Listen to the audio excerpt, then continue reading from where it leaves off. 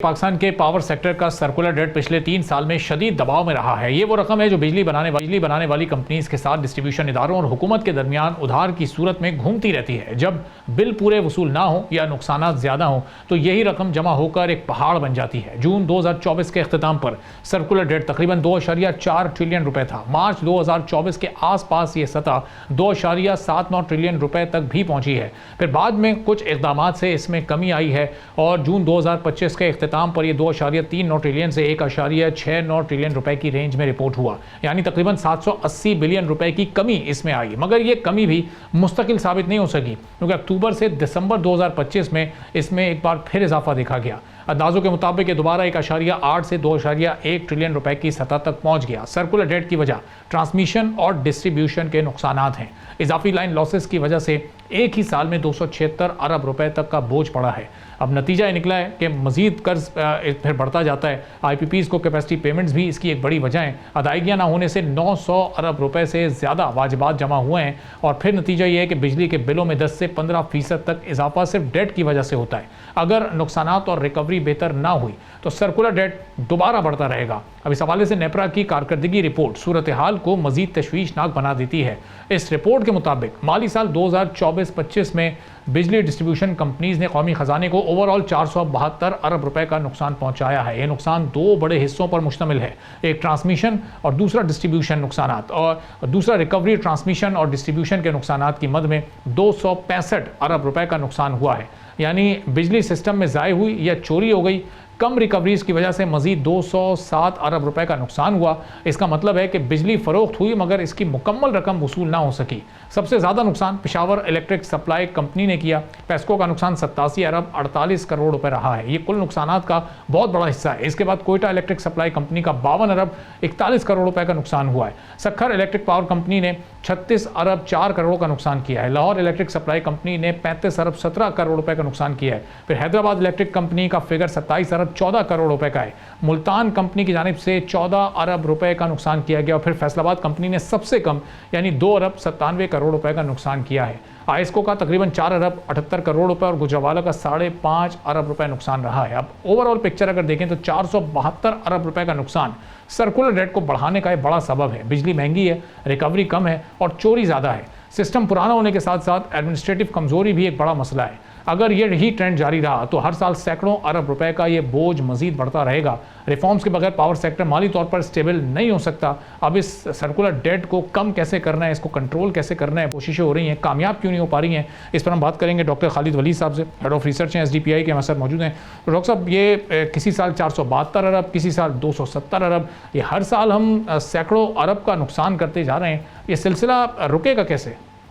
Circular debt को एक stock है और एक फ्लो है। स्टॉक मैनेजमेंट की बात हो रही है कि जो पहले से एक्यूमुलेट हुआ है, जो इकट्ठा हुआ है, उसको तो कम कर दिया गया फाइनेंशियल री इंजीनियरिंग करके।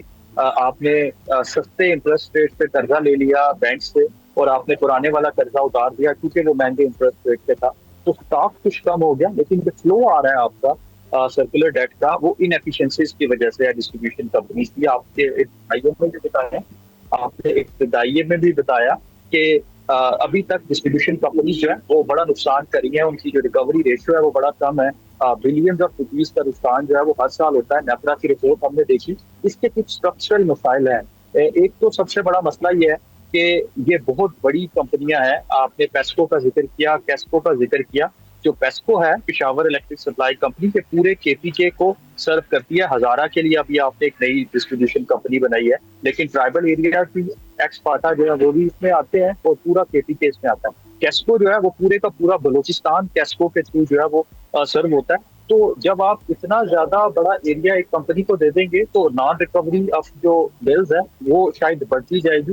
तो हमें शायद इनके साइज को छोटा करना होगा, सर्विस एरिया को कम करना होगा, कॉर्पोरेटाइजेशन की तरफ या प्राइवेटाइजेशन की तरफ जाना होगा, तब जाके इनकी एफिशिएंसी बढ़ेगी।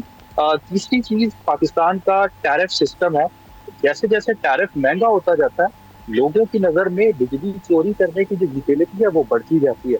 तो अगर आपने डिस्ट्रीब्यूशन कंपनीज को ये इख्तियार नहीं दिया कि जहाँ पे आपके लाइन लॉसेस ज्यादा है वहां पे आप बिजली की प्राइस बढ़ा दें, तब तक आप ये वाला काम जो है वो नहीं कर सकेंगे। तो आपको काफी सारे स्ट्रक्चरल रिफॉर्म्स की तरफ जाना होगा, तब जाके आपका जो फ्लो है वो ठीक होगा। और उसमें सबसे बड़ा स्ट्रक्चरल रिफॉर्म ये है कि जो डिस्कोस का गवर्नेंस मॉडल है उसको ठीक किया जाए, तब जाके आप जो है वो रिकवरीज को बढ़ा सकेंगे। या तो इनको कॉर्पोरेटाइज कर दें, परफॉर्मेंस बेस्ड स्टैंडर्ड्स लेके आए, आपके जो टाइम स्केल है उसको परफॉर्मेंस के साथ लिंक करें, प्रमोशंस को परफॉर्मेंस के साथ लिंक करें, या फिर इनको प्राइवेटाइज कर दें और कंपटीशन लेके आए, तब ये ठीक हो। और खालिद साहब, ये स्ट्रक्चरल रिफॉर्म्स की तो बात बहुत अरसे से हो रही है, अब महीनों नहीं, अब तो ये सालों गुजर गए ये बात करते हुए। हुकूमत भी अपने तौर पर कोशिश कर रही है लेकिन शायद हो नहीं पा रहा है, ऐसा लग रहा है, या इंटेंशन और विल का इशू हो सकता है। प्राइवेटाइजेशन की तरफ अगर ये जाते हैं तो ये पेस्को, केस्को, सेपको, ये जो 3 सबसे बड़े नुकसान करने वाले इस वक्त डिस्कोज हैं, तो ये इनकी प्राइवेटाइजेशन क्या इतनी आसान होगी? इस साल 2 से 3 डिस्कोज को हुकूमत प्राइवेटाइज करना चाह रही है, लेकिन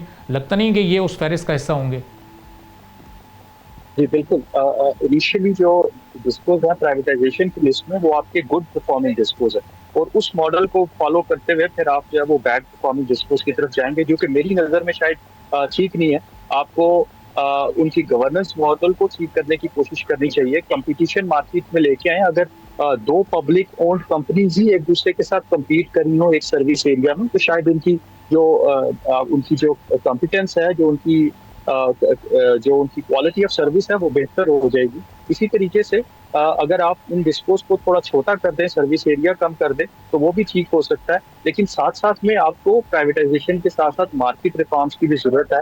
एक ये कि एक ही सर्विस एरिया में काफी सारी डिस्ट्रीब्यूशन कंपनीज एक दूसरे के साथ कम्पीट कर रही हों, और दूसरा साथ में ये कि किसी तरीके से आप टैरिफ रिफॉर्म इस तरह से करें कि वो जो है वो कंपेटिटिव टैरिफ को कम करते जाएं टैरिफ को, लेकिन उस तरफ शायद नहीं आया जा रहा। हमारा फोकस शायद बड़े शॉर्ट टर्म सोल्यूशंस पे है, खास तौर पे सोलर को कैसे कर्ब किया जा सकता है। मेरी राय में तो ये जो नेट मीटरिंग पे को कर्ब किया गया है, ये भी शायद इसी चीज की कड़ी है कि आप डिस्कोज को इंसेंटिवाइज करें ताकि फॉरेन इन्वेस्टर्स या इन्वेस्टर्स उसको खरीद सके, उनको एक गारंटी मिले कि लोग सोलर पे शिफ्ट नहीं होंगे। लेकिन अब हमें ये गवर्नेंस मॉडल ठीक करना होगा, चेंज करना होगा, वगरना आज से 10 साल बाद भी हम यही रोना रो रहे होंगे कि नेपरा की एक रिपोर्ट आई है, पावर डिवीजन इस पर रिजेक्ट कर रहा है, लेकिन लॉसेज तो हैं अपनी जगह पे। तो यही डिबेट आज से 10 साल भी होगी, तो आपको स्ट्रक्चरल रिफॉर्म से जाना। सब्सक्राइब करें और बेल दबाएं ताकि कोई खबर रह न जाए।